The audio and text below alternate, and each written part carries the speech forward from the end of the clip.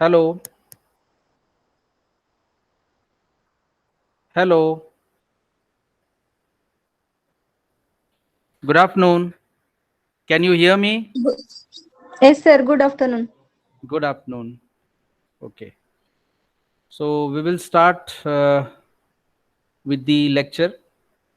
So actually, we are moving towards the end of this chapter.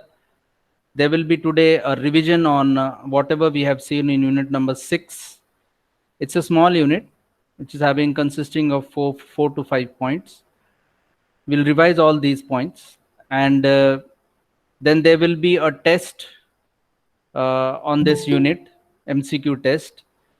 Beyond that, there will be the tutorial you have to write down. As far as 6 tutorials we have completed, but I have seen that a lot of students have not uploaded their tutorials. So mind you, there are two things on which we are going to concentrate on marks as far as tutorials are concerned. One is tutorial uploading, and second one is your attendance. These two things will be very crucial and important while giving the marks. There are many students who has done their lectures regularly and continuously, but there are still number of students who haven't done the lectures continuously. There should be regularity in the attendance also. As far as the tutorials are concerned, I have seen the responses. There are very few responses of tutorials. So please do complete the tutorials, because the final marks will be given based on the tutorials also. That is also very important. So I haven't given much more questions in the tutorials. At the most 4 questions to 5 questions I have given, and in more number of tutorials, 2 or 3 questions are also there. So as far as the tutorials are concerned, you have to complete it, you have to upload it. Then only the marks, that is ICA, will be filled according to the attendance as well as the tutorial. So it's a kind request to all the students that please do complete the tutorial workout. That is going to be very important, and that is going to be crucial for the marks allocation. So now we'll move towards our fourth lecture on unit number 6, which is the last lecture. And after this, we are going to start the revision right from unit number 1 once again. So those who have missed the lectures, they'll able to get the knowledge once again. They'll get all the basics of from right from back from unit 1 to unit 2 to unit 3. So that is going to be like revision of all the units one by one. So let us finish this unit number 6 with the revision. So let us start with the API. It is an application programming interface. So we have seen what is API. It is nothing but the code that allows the two software programs to communicate with each other. This is the by far most important concept of API. There are two codes. It is the code that will allow two software programs to communicate with each other.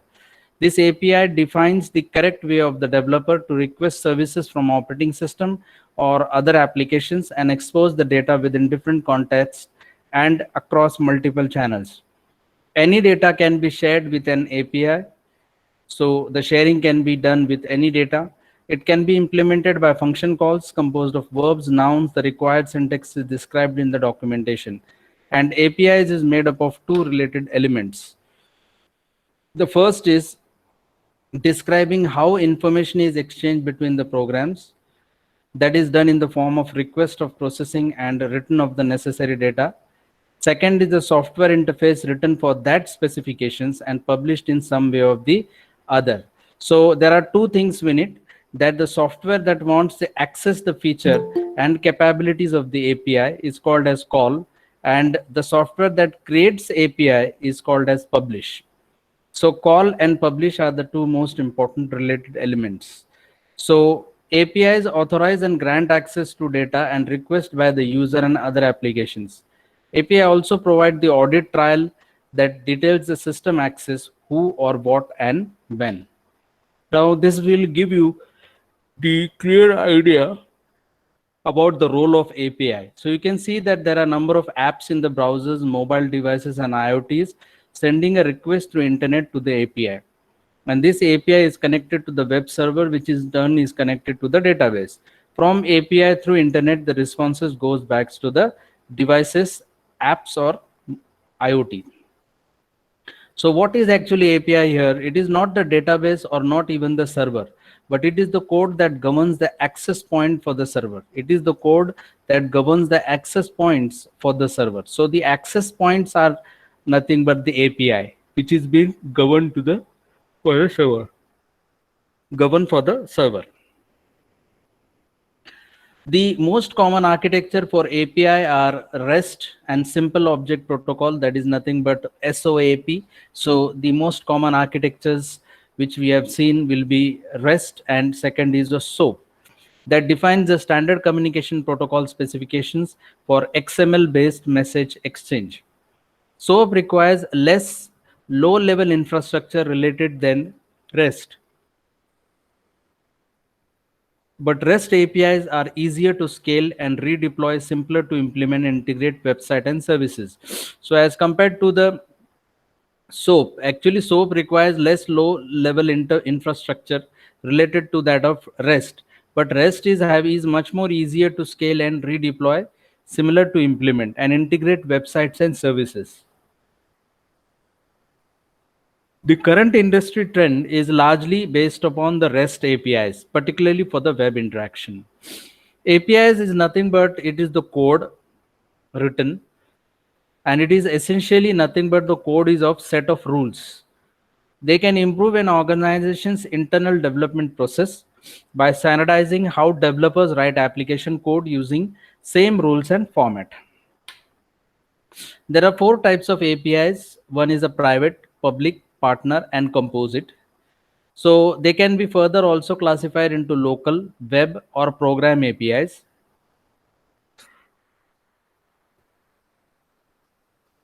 Examples of API can be many software products and tools deliver functionalities via APIs. The developed tools such as Docker, Jenkins, and GitLab. Social media take advantage of open APIs to create news fed, and share photos. These are all examples of API. The internet is currently the primary driver for APIs, and the companies such as Facebook, Google, and Yahoo publish APIs to encourage third party developers to build on their capabilities. So, these are some of the examples of API. So, you can see that the IoT cloud architecture. So, on the left side, you see that there are devices, and that has been connected with the cloud through two things. One is the connectivity. So any connectivity may be Bluetooth, Wi-Fi, Zigbee, and when it goes to the cloud, it goes to the REST API or MQT or COAP or custom. We have seen these kind of the application protocols that are been there, which is needed to interact with the cloud. Now these application protocols will be having the storage, some rules of engine, which will the data will be pushed into the application, and then it will be pulled from the application. So in this way the IoT cloud architecture works out to be.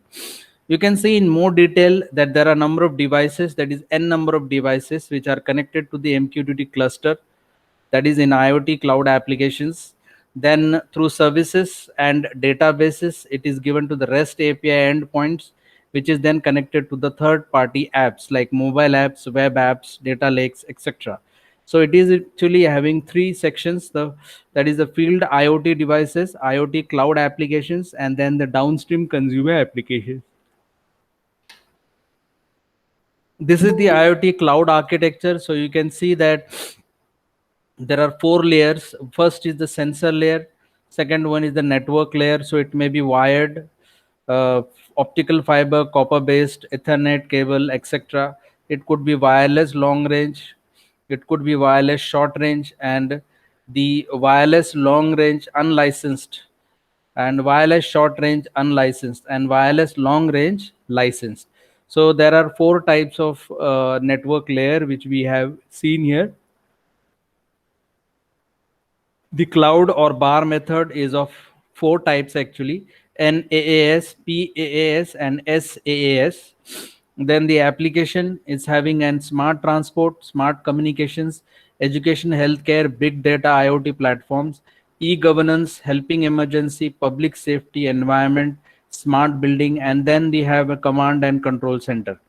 So all these things are together with IoT cloud architecture. So we have seen it in different ways, looking towards the IoT cloud architecture. So one by one, we'll see. The first one is NAAS, that is called as the network as a service. So the software such as the services such as software defined networking and software defined parameters are typically of NAAS. Cloud approach can be used to form a vertical network. This allows for the network to optimally scale resource up or down based on demand and based of new features that can be purchased and deployed rapidly. So that is called as the networking as a service. Software as a service, it is the foundation of a cloud computing. So whatever cloud computing you're hearing, you might be hearing about cloud computing, it is totally based on a software as a services. From a user point of view, the SaaS layer is virtually running on their client. This software abstraction has enabled the industry to achieve a substantial growth in the cloud.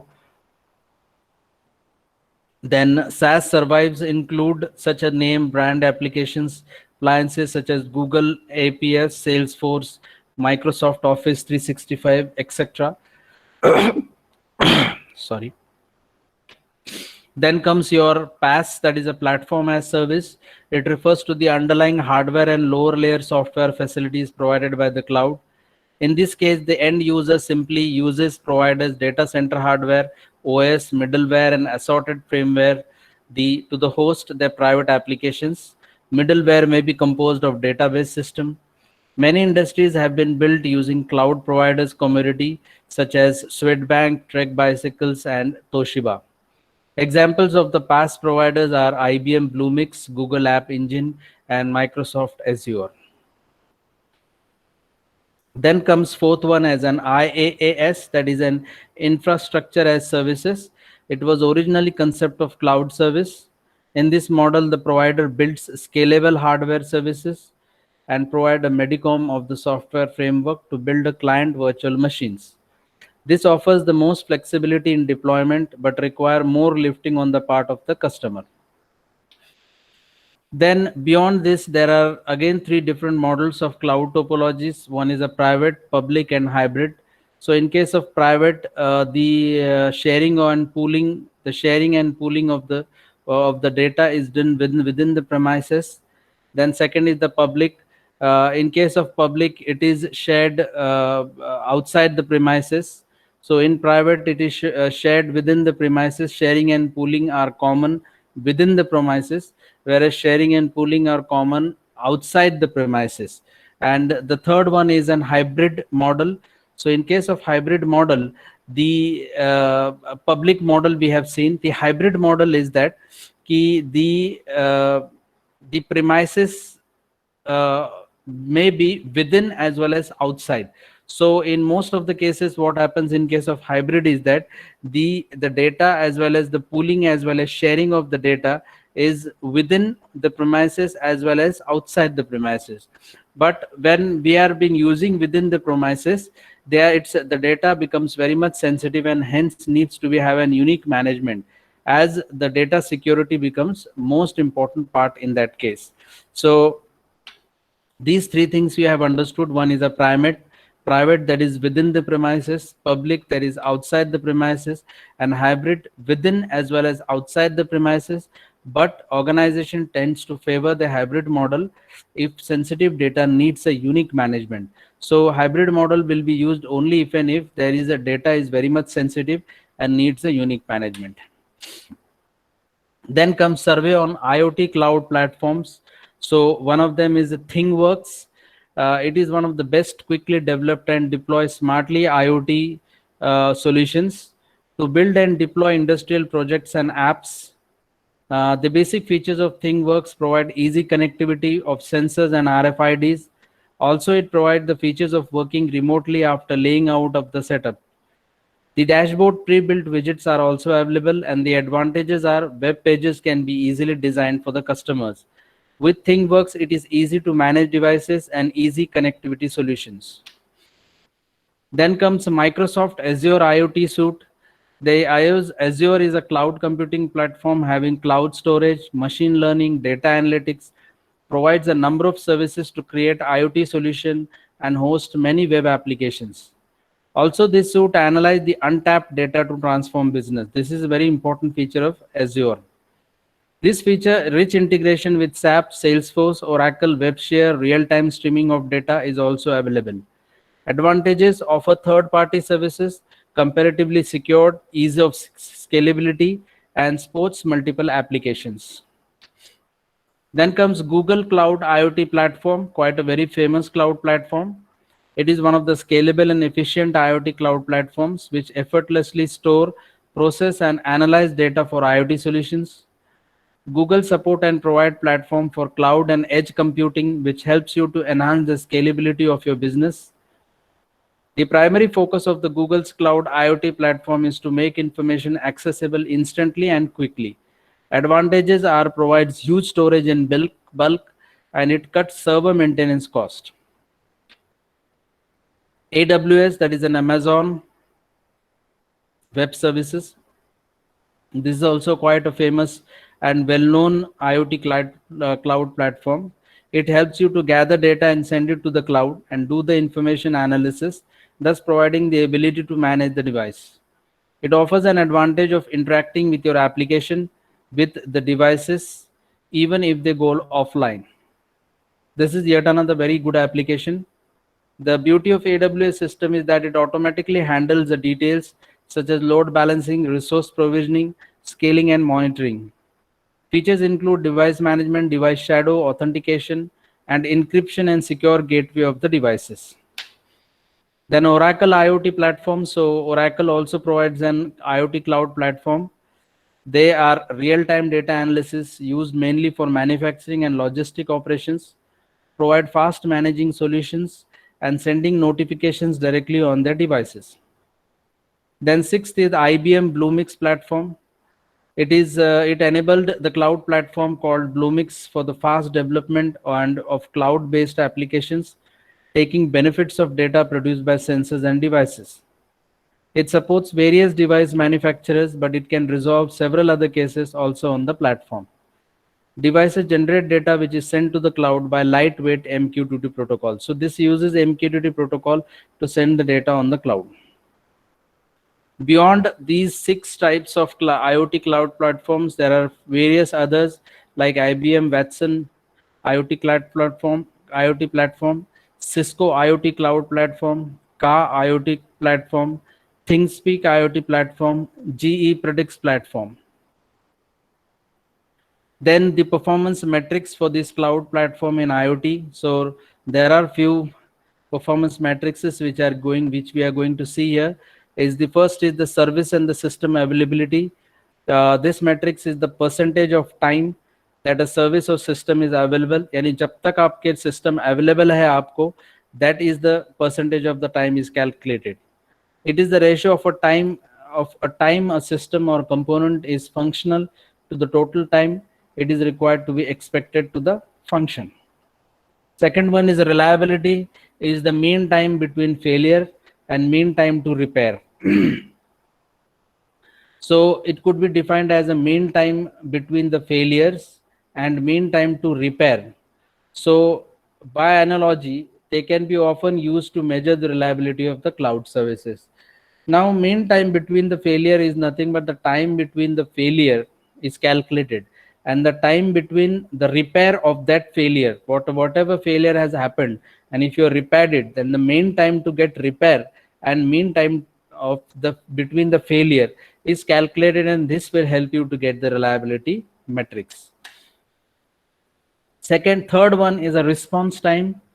It is defined as the time it takes for any workload to place a request for the work to complete the request. Then when the user base and data centers are located in different region, the response time increases significantly. Obviously, when the user base and the data centers are in different regions, at that time the response time will be more. The response time gives a clear picture of the overall performance of the cloud. It is crucial as it has an impact on application performance and availability. Then comes security. So after response time, security is also yet another performance matrix.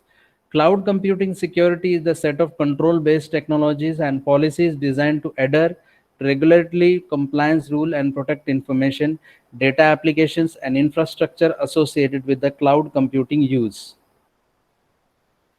Then comes the throughput, that is called as the bandwidth. So throughput refers to the performance of the task by computing service or device over a specific period. For transaction processing systems, it is normally measured as transaction per second. For system processing bulk data such as audio and video server, it is measured as the data rate. So normally what is happening here is throughput refers to the performance of the task by computing the service. Then adequate throughput is important to ensure all applications run with optimal efficiency. And that is what the throughput is called. Then comes the capacity. So capacity is the size of the workload compared to the available infrastructure. This is also a very important matrix. So what is the size of the workload? And then you have to compare it with the available infrastructure. It is important to, in order to have the balanced supply and demand. Then comes the scalability. Degree to which the service or system can support is called as scalability. Actually, it is the ability to a service a theoretical number of users. The better an application scalability, the more users it can handle simultaneously. Scalability is important to evaluate in order to determine whether the system can handle large number of application requests simultaneously. So now, as I have given an example, like Jio is having number of users, BSNL is having number of users. So we have to see that whether how much I should scale so that I can give services to each of the users. So if your workload becomes more, or if I could say that if the user becomes quite large in number, then whether you are able to give the service to those users. If you are able to give, then you can expand it, you can scale it. But if you cannot give, then the scalability will be decreasing. Then comes a latency. This metric shows the time interval between submitting a packet and reaching to the destination. So submitting a packet and reaching to the destination. So the time between these two things is called as latency. This latency greatly affects how usable and enjoyable devices and communications are. So obviously latency is going to be very important factor as far as the data sending and receiving is concerned. In addition, latency is the cloud environment and is less predictable and more complicated to measure. Obviously, the data when going in the packet and reaching there to the destination, that time interval has calculation is little bit complicated to measure. So that is called as the latency. Then services and help desk. This metric tracks the time at which assistance is provided, which support methods are applied, or how many calls are received per week, as well as duration of the support instances. This information is helpful in analyzing the performance of the system as well as providing the feedback. So this is like an help desk. So you have to go and ask for the help. That is what the help desk and services is provide. That means it actually is providing for feedback. Then the next is the next parameter, metrics parameter is the cost per customer. So this measures how much it costs to deploy the cloud for each customer. So how much is the costing that cloud is being used by each customer. So how much costing will be calculated. Beyond that, there is a bandwidth protocol, system performance, redundancy and disaster recovery, hybrid cloud, solution lifetime, interoperability, edge intelligence. So these are some of the performance metrics for cloud platforms in IoT. Now we'll move towards the costing structure of the cloud for IoT. So if you see that the cloud Google Cloud Platform pricing is available, so up to 250 MB, that is $0, and unlimited registered devices, the minimum charge will be of 1024 bytes. So for all the range, for 250 MB to 250 GB, it is $0.0045. From 250 GB to 5 terabytes, it is $0.0020. 5 terabytes and above, I have to see this one. I'm a little bit confused whether that the data is correct or not, because 5 terabytes के ऊपर मेरे को लगता है कुछ तो pricing होगी उसकी. अप टू 250 MB तक वो $0 है, लेकिन 5 terabytes के अबाव कुछ तो वैल्यू होना चाहिए. So I'll give you the information of that 5 terabytes and above data. Now the minimum charge is for 1024 byte messages. So अगर 25 बाइट का भी डेटा होगा तो भी आपको मिनिमम 1024 बाइट्स के चार्जेस लगेंगे. For example, if the device sends 25 bytes in an MQTT message, then the charge for that message will be 1024 bytes into price per MB for the applicable month. So if you said to keep allow your values, you have to send a ping request for at least 15 minutes. So when you keep on sending the ping request, that is PING ping request, for at least 15 minutes, your device will be kept alive. So the data volume for just the ping request, मतलब ping request message भेजने के लिए data volume जो लग रहा है वो देखो 27.47 GB है, 27.47 GB. How it is calculated? So let us assume that there are 10,000 devices and there is 96 ping requests per devices per day is sent for 30 days with minimum 1024 bytes. So it comes to be 27.74 GB. Now taking into account of the free data that is up to 250 MB, तो 250 MB से आगे 250 GB तक उसको जो लगने वाला है वो है 0.0045. तो फिर कैलकुलेशन ऐसा होगा 27.47 GB minus that 250 MB and then multiplying with the $0.0045. That is multiplication. So it will be $125.46 comes out to be just to send a ping request. There is no response from the other side. Now let us assume the basic pricing example. Like there are 10,000 devices. We are sending one HTTP request every 30 minutes and each request is of 1024 bytes. Then the total data volume will be equal to 27.46 GB. Now how? So the request is 10,000 devices into 48 messages per device per day into 30 days, minimum 1024 bytes. So it will be equal to 13.73 GB. So जिस तरह से request है उस तरह से response का भी होगा, तो वो भी 13.73 GB. So total will be equal to 27.46 GB. So up to 250 MB it is free, and from 250 MB to 250 GB it is about $0.0045. So the calculation will go like this: 27.47 GB minus 250 MB into $0.0045 will be equal to $125.41. So it's very simple concept. Now the two things can happen is that you can calculate the monthly pricing for small messages, and second is for the large messages. So small message will be considered as 15,000 devices sending HTTP request every 30 minutes, and the message size is about 5 bytes. So even if it is 5 bytes, you have to calculate for 1024 bytes. So the request will be equal to 50,000 devices into 48 messages per devices per day into 30 days into 1024 bytes. So that is 68.66 GB. So the request is 68.66 GB.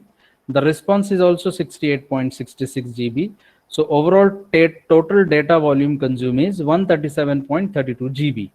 So पर 250 MB तक free है और 250 MB से 250 GB तक $0.0045 है. So it will be 137.32 GB minus 250 MB into $0.0045. So it will be equal to 631.65. This is for the smaller messages. Now for the larger messages, let us assume that 50,000 devices are there which are connected to the cloud IoT core. We are sending one HTTP request every 30 minutes, but the size of each message is now in 8192 bytes. I have considered, right? So that means now it is not 1024. It is 8192. So total request will be equal to 50,000 devices into 1440 messages per devices per day into 30 days into 8192 bytes. So that will be equal to 16.1 terabytes. This is for the larger messages. Now for the response, if we calculate, it will be again 50,000 devices into 1440 messages per day into 30 days and into 1024 bytes. So for sending, that is request के लिए हमने consider किया है 8192. For response we are considering 1024 bytes. That will be equal to 2 terabytes. So total data volume will be equal to 16.1 terabyte plus 2 terabytes equal to 18.1 terabyte. Now let us assume that from 250 GB 250 MB minus करने के बाद multiplying with 0.045 and 5 terabytes से 250 GB minus करने के बाद multiplying with 0.002 plus your 18.1 terabytes into that is 0.0045 will give you 17,305.99. So this is how the calculation is. सीधी सी बात है, यहाँ पर उन्होंने क्या किया है कि 250 GB से 250 MB माइनस किया, उसके रेंज से प्राइसिंग से मल्टीप्लाई किया, फिर उसके बाद 5 टेराबाइट से 250 GB माइनस किया, उसके प्राइसिंग से मल्टीप्लाई किया, प्लस तुम्हारा टोटल डेटा वॉल्यूम है उसको आप, क्योंकि वो स्टार्ट का देखा जाएगा तो आपको 0.0045 ही है उसका लिमिटेशन, सो उसका 13 इंटू 1 टेराबाइट से $0.0045 से मल्टीप्लाई होगा. तो इस तरह से $17,305.99 आता है. सो इस तरह से हमने इसे रिवाइज कर दिया है. So have you got this one students?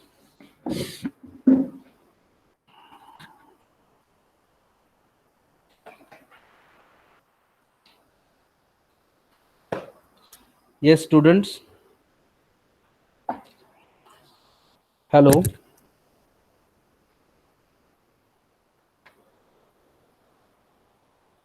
Hello.